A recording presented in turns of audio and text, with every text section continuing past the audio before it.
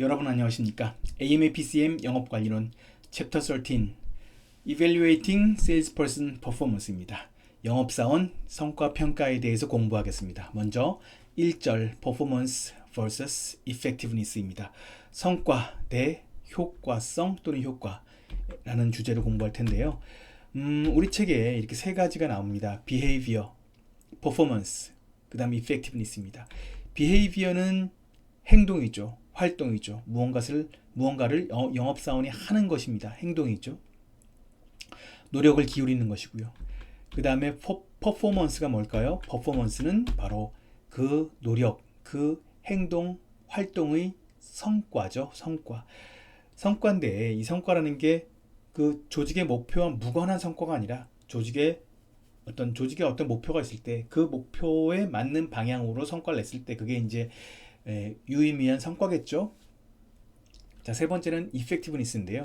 effectiveness도 일종의 성과예요. 성과는 성과인데 퍼포먼스가 영업사원의 개인적인 그 행동으로부터 직접적으로 나온 성과라면 effectiveness는 물론 일부는 그렇지만 영업사원의 자신의 노력과 직접적으로 연결된 것도 포함되지만 행동 외적인 면에 영향을 받는다는 것이에요. 외부 환경 요인, 이를테면 회사의 정책, 경쟁자의 행동, 그 다음에 영역의 난이도 같은 그 본인의 노력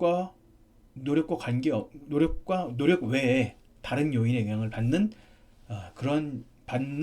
그런 결과, 그 결과물을 우리가 effectiveness라고 하는 것이에요. 그래서 behavior는 인풋이고요.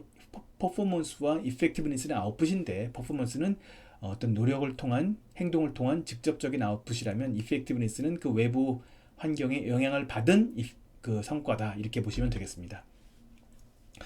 영업사원의 어떤 성과가 목표를 달성했느냐 안 했느냐를 우리가 많이 따지죠.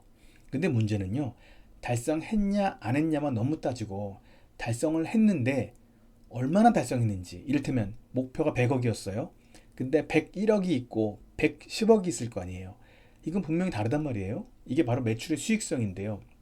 너무 무시한다, 수익성은. 달성했냐 안 했냐만 너무 많이 보고 얼만큼 달성했는데에 대해서는 좀 무시하는 경향이 있다, 이런 얘기를 하는 겁니다.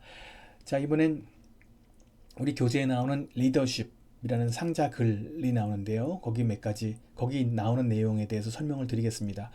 evaluating, 이런 뭔가 평가하는 거죠. 영업사원의 실적을 평가하는 것은 영업관리자가 그 실적의 원인을 귀속시키는 것에 관한 것이다. 원인을 귀속한다는 얘기는, 자, 영업 실적이 어떤 영업사원이 100억이 나왔어요. 그런데 이 100억이 과연 이 원인이 무엇인가? 그 영업사원의 영업 활동 시간 때문인지, 아니면 그 회사의 다른 어떤 광고라든지 판촉이라든지 할인이라든지, 아니면 온라인으로 발급한 쿠폰 때문인지, 어쨌든 굉장히 많은 마케팅 믹스가 그 사람의 영업 성과에 관련이 있을 거 아니에요. 이럴 때 그 100억이라는 영업 성과의 원인이 도대체 어디서부터 비롯되는가? 그걸 우리가 귀인이라고 해요. 원인의 어떤 그 원인을 귀속시키는 거죠. 그래서 영어로 이제 attribution이라고 이야기하죠. 귀인 이론이라는 것이 이제 우리 지금 설명이 되는데요. 심리학자인 프리츠 하이더의 이제 이론이 나옵니다. 평가자가 사용하는 변수가 세 가지라는 것이에요. 먼저 성과 변수가 있고요. 그 다음에 환경 변수가 있고요. 그 다음에 인적, 기질적 변수가 있네요. 성과 변수는 영어로 performance variable, 그 다음에 환경 변수는 environmental variable, 그 다음에 사람 또는 기질적인 변수 person or dispositional variable, 이렇게 세 가지가 있습니다. 자, 그래서 이 세 가지를 이야기하고 있는데요. 각각의 세 개가 왼편에 있는 effectiveness, difficulty, 그 다음에 effort로 이렇게 매칭이 되고 있네요. 자, 몇 가지 공식이 나옵니다. 요 상자글에. 자, 좀 살펴보겠습니다. 능력은 effort분의 task difficulty네요. effort가 분모고요. task difficulty가 분자인 것 보니까 ability와 effort는 반비의 관계예요. 그렇겠죠? 자, 어떤 사람이 능력이 높아요? 능력이 높다는 얘기는 노력을 덜 해도 성과가 나겠죠. 그래서 능력과 노력은 반비례 관계가 있고, 그 다음에 ability와 task difficulty는 비례 관계네요. 능력이 높을수록 task difficulty, 어려운 일을 해낸다. 뭐 이렇게 보면 되겠죠. 그래서 어려운 일을 해낼수록 능력이 높은 것이고, 노력을 많이 기울여야 한다면, effort가 많이 필요하다면 그 사람의 능력은 낮은 것이니까요. 이렇게 표현할 수 있겠고요. 자, 두 번째 나오는 공식은 performance는, 성과는 ability 곱하기 effort다. 능력 곱하기 노력이다. 그렇겠네요. 그죠? 능력 곱하기 노력은 성과다. 그런데 우측에 보면 task difficulty라는 부분이 나오네요. 어떤 과업의 난이도죠. 난이도에 따라서 난이도가 높으면 퍼포먼스는 떨어질 테고요. 난이도가 좀 쉽다면 퍼포먼스는 좀 오르겠죠. 이렇게 볼 수 있겠습니다.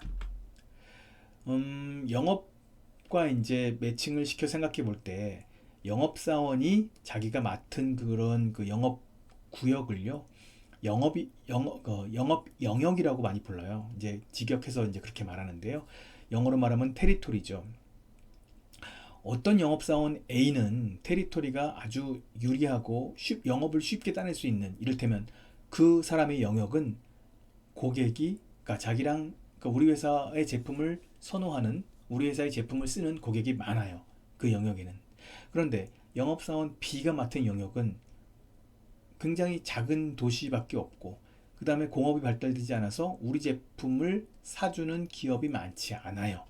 그런 테리토리가 있다면 A와 B의 영업사원의 성과를 그 사람의 실적 숫자만 가지고 평가할 수 없다는 얘기죠.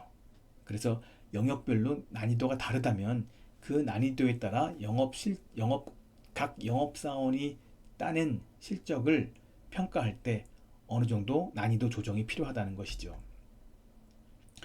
그래서 영업관리자는 자신이 감독하는 영업사원들 간의 구역별, 제가 말한 영역이죠, 테리토리별 difficulty를 고려하여 실적 등급을 조정해야 돼요.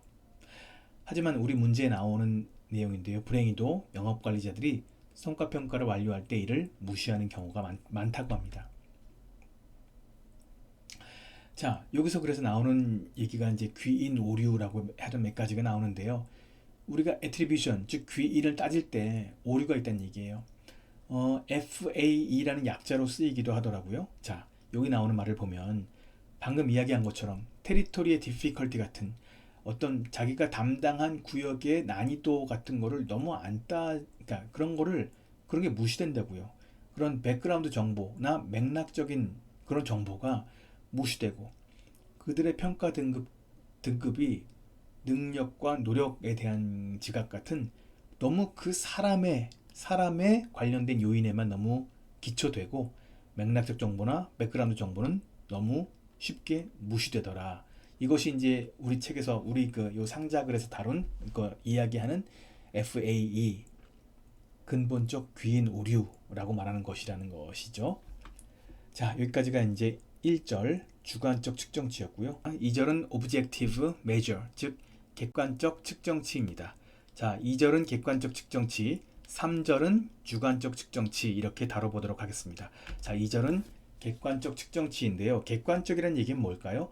객관적이라는 얘기는 수치로 나타난다, 이런 뜻이에요. 즉 쉽게 말해서 정량적인 게 아니라 정성적인 게 아니라 정량적이라는 것이죠. 양적인, 즉 수치로 표현될 수 있는 그런 측정치를 말합니다. 자, 이게 객관적 측정치고요. 여기는 아웃풋, 인풋, 아웃풋 또는 인풋의 비율, 이렇게 세 수로 나눌 수 있어요. 즉 아웃풋 메저, 성과에 대한 메저고요. 인풋 메저는 노력, 행동에 대한 메저죠. 그 다음에 아웃풋과 인풋, 측정치와의 어떤 그 비율을 나타낸 ratio of output or input measure, 이렇게 세 가지가 있습니다. 먼저 output measure는요, 결과입니다. result에 대한 것이고요. 영업사원의 노력으로부터 나오는 결과죠. 자, 결과에 뭐가 있을까요? 오더죠. 오더가 중요하겠죠. 오더는 계약을 따낸 거니까요. 주문을 따낸 거죠. 주문 수죠. 영업사원이 따낸 주문 수 매우 중요하겠죠. 두 번째는 어카운트입니다. 영업사원이 얼마나 많은 거래처를 따냈는가, 거래처를 발굴했는가 이런 것이겠죠.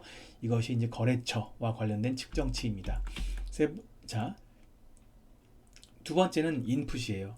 방금 이야기한 두 가지는 우리가 아웃풋, 즉 결과인데요. 인풋은 노력이에요. 노력, 활동, 행동 이런 것이죠. 이런 것을 그 노력은 effort죠. effort. 이것을 우리가 인풋 측정치다 이렇게 이야기를 합니다. 자, 아웃풋 측정치와 인풋 측정치를 다시 한번 볼게요. 아웃풋 측정치는 내가 얻은 주문 수, 주문의 크기 뭐 이런 것들이고요. 그 다음 어카운트에 관련돼서는 우리 거래처의 액티브한 거래처 수, 새로 따낸 거래처 수 뭐 이런 것들이 아웃풋 측정치겠죠. 자, 그 다음 인풋은요. 내가 한 콜은 영업사원이 고객을 만난 횟수죠. 그러니까 만나는 것을 콜이라고 하죠. 세일즈 콜. 자, 총 콜수, 계획된 콜수 이런 것들. 그 다음 시간, 업무 근무한 시간. 그리고 비용도 있어요. 내가 영업을 위해 쓴 비용. 이런 것들이 다 인풋 측정치가 되겠죠. 여기 나오는 것처럼 이제 비판매에 대한 판매를 준비하거나 뭐 이런 인풋도 있겠죠. 이를테면 이메일 발송하고 전화 걸고 제안서 개발하고 이런 것들은 당장 판매와 아주 직접적 관련은 없지만 판매를 준비하거나 이제 이러기 위해 쓰인 그런 시간, 그런 노력이기 때문에 이것도 중요한 인풋 메저가 되겠습니다. 세 번째는 레이쇼예요. 레이쇼는 비율이죠. 인풋과 아웃풋 그런 것들의 비율. Combining the various output or input. 다양한 아웃풋 또는 인풋을 결합하여 얻은 통찰력 이런 것을 우리가 ratio measure라고 할 수 있습니다. 자, 그래서 어떤 것이 있어요? sales 분의 expense죠. 매출 분의 비용 또는 number of calls 내가 콜한 수, 세일즈 콜한 수 분의 총 원가 뭐 이런 것들이 이제 비율이죠. 굉장히 많죠. 이번엔 이제 거래처를 개발한 것과 관련된 비율인데요. 전체 유효 거래처 수분의 판매에 성공한 거래처의 비율이죠. 이게 분수니까요. 그 다음에 total number of account 전체 거래처 수분의 신규 거래처의 수 이것도 비율이죠. 이런 것들을 우리가 어카운트 관련된 ratio measure라고 할 수 있는 것입니다. 이번엔 콜과 관련된 레이쇼네요. 자, 분모는 number of days worked 근무일수. 분자는 number of calls. 자, 근무일 중에 얼마나 많이 세일즈 콜을 했는가에 대한 레이쇼죠. 두 번째 나오는 거는 number of account 거래처의 수예요. 분자는 number of call 거래처 한 곳당 얼마나 많은 세일즈 콜 평균 몇 번의 세일즈 콜을 했는가 수가 나오겠죠. 이것도 콜과 관련된 레이쇼 메저가 되겠죠. 콜과 관련된 레이쇼에 우리가 볼 때 맨 마지막에 보니까 orders per call 레이쇼가 있네요. 이거는 콜 수분의 주문 수예요. 콜을 100번 했는데 주문은 10개 따냈다면 10%의 성공률이 있겠죠. 이러한 성공률을 orders per call이라고 하는데요. 이게 얼마나 생산적으로 콜을 했는지를 나타내죠. 자, 이러한 비율을 우리가 hit ratio 또는 betting average라고 부르는데요. hit, betting, 야구 용어, 야구에서 히트라고 하죠. 안타 칠 때. 그래서 뭐 안타율, 타율 뭐 이렇게 얘기한대요. 평균 타율, 안타율 이렇게 얘기한답니다. hit ratio, betting average. 자, 3절은 객관적 측정치 요약입니다. 지금까지 이야기한 객관적 측정치를 간단하게 요약한 것이죠. 매출은 근무일수 곱하기 하루당 콜수 곱하기 콜당 주문수 곱하기 주문당 매출 이렇게 되네요. 이게 이제 간략히 수치로 공식으로 나타낸 것인데요. 근무일수 곱하기 하루 콜수 곱하기 콜당 주문수 곱하기 주문당 매출인데 보면 재밌는 게 이 공식을 보면요. days worked 그 다음에 이 days worked가 분자와 분모 약분되죠. 이렇게 얘하고 얘 콜도 이렇게 약분되고 얘도 약분되고 결국 얘만 남아요. 매출만 남고 매출은 매출이죠. 그래서 어쨌든 분수로 나타낸 것이지만 이렇게 약분되면 세일즈만 남기 때문에 이 공식이 이런 식으로 정리가 되는 거고요. 요 분모 분자 요 공식을 우리가 각각 용어가 있잖아요. 그래서 days worked 분의 콜을 우리가 콜 비율이라고 그러고, 이걸 타율이라고 하고, 이걸 평균 주문 규모라고 하고 하니까 매출은 근무일수 곱하기 콜 비율 곱하기 타율 곱하기 평균 주문 규모라고 말할 수도 있겠죠. 자, 우리가 2절과 3절에서 객관적 측정치에 대해서 배웠다면 4절은 주관적 측정치입니다. Subjective Measure죠. 객관적 측정치가 수량과 관련되었다면 Subjective, 즉 주관적 측정치는 수치가 아니고요, 어떤 정성적인 부분이에요. 그래서 퀀터터티브한 부분이 바로 주관적 측정치, 퀄러터티브한 부분, 죄송합니다, 반대입니다. 퀀터터티브인 게 수량적인 거니까 양적, 그러니까 객관적 메저, 오브젝티브 메저고요. 퀄러터티브가 이제 퀄러티와 관련된 질적, 정성적인 부분이기 때문에 이 부분을 우리가 주관적 측정치라고 부를 수 있는 것입니다. 주관적 평가는요, 아무래도 수치로 평가하는 것이 아니고 질적, 정성적으로 평가하는 것이다 보니까 사람이 평가하는 것이 되고요.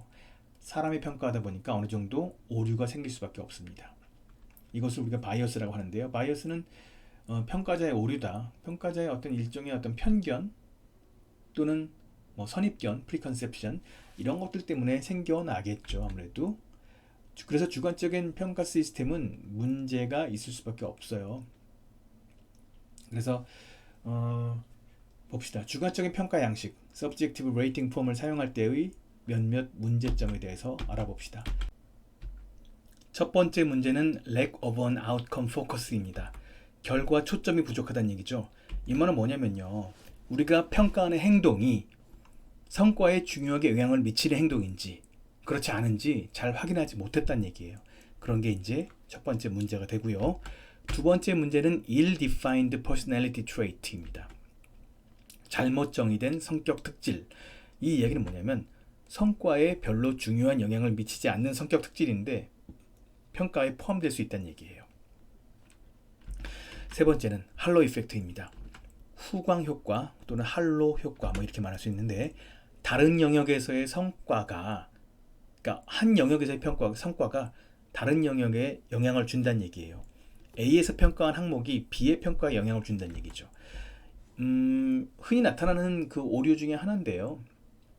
이를테면 이 사람, 어떤 사람이 있는데 입사 시험에 수석으로 합격한 직원이다. 근데 이 사람이 어떤 영업 실적에 대한 정성적인 평가를 하는데, 아무래도 이 사람이 그렇게 뛰어나고 입사 시험에서 1등을 한 사람이니까 이 사람은 참 뭔가 이렇게 잘한 것처럼 보이고 좋아 보이고 더 성실해 보이고 더 노력해 보이고, 그런 편견이 나타날 수 있다는 얘기죠. 이런 것을 우리가 할로 이펙트, 후광 효과라고 말합니다. 한 영역의 평가 등급이 다른 평가 등급에 영향을 미칠 때 우리가 이것을 할로 이펙트라고 한다는 것이죠. leniency or harshness, 너무 관용적이거나 너무 가혹하거나 할 수 있다는 얘기예요. 극단의 평가가 내려질 수 있다는 얘기죠. 자, 이번에 나오는 문제점은 central tendency입니다. 중심 경향이라고 이야기하는데요. 사람들이 영업사원을 평가할 때 평균에 가까운 쪽으로 평가하려는 경향을 말합니다. 극단적 평가를 잘 안 주려고 하는 것이죠. 이를테면 1점부터 10점까지의 척도가 있는 평가가 있다면 그 사람 평가할 때 1점이 최하고 10점이 최고 점수일 때 평가할 때 5점 또는 4점이나 6점 이렇게 평가하려고 하는 경향이 있지, 이 사람을 1점을 주거나 10점은 웬만하면 안 주려고 하는 그런 경향이 있어요. 이런 경향을 센츄럴 텐던시라고 부르죠. 그래서 이렇게 되면 진짜 못하는 사람이 있을 거 아니에요. 그 사람은 정말 1점을 맞아야 되고 진짜 잘하는 사람은 10점 맞아야 되는데, 그런 사람에 대한 평가가 왜곡될 수 있는 점이 있죠. 그 다음에 여섯 번째 문제점은 인터퍼스널 바이어스예요.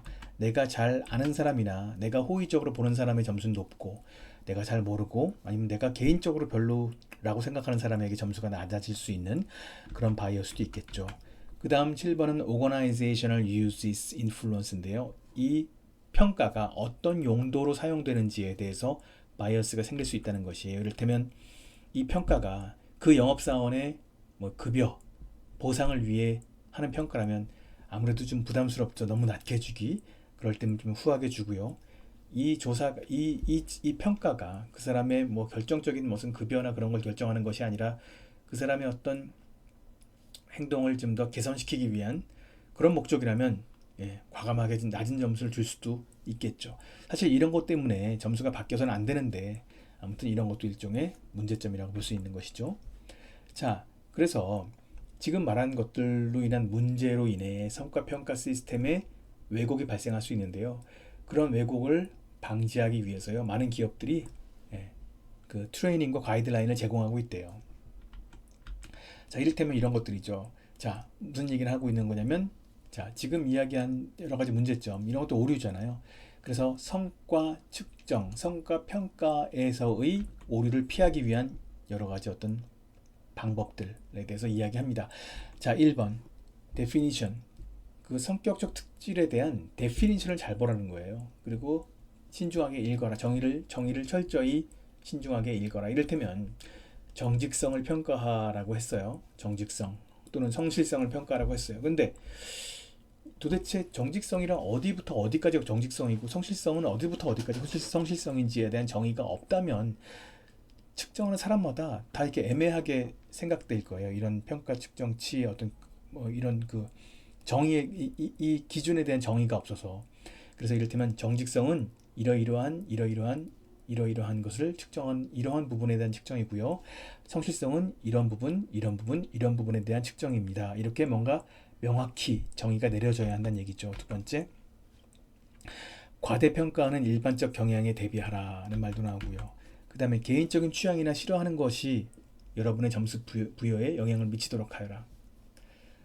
아까 나온 것처럼 개인적인 관계 뭐 이런 그런 것에 대한 그 문제를 이야기하는 것이죠. 최대한 객관적으로 평가하라. 나의 개인적인 선호가 점수에 반영되지 않도록 하라는 것이죠.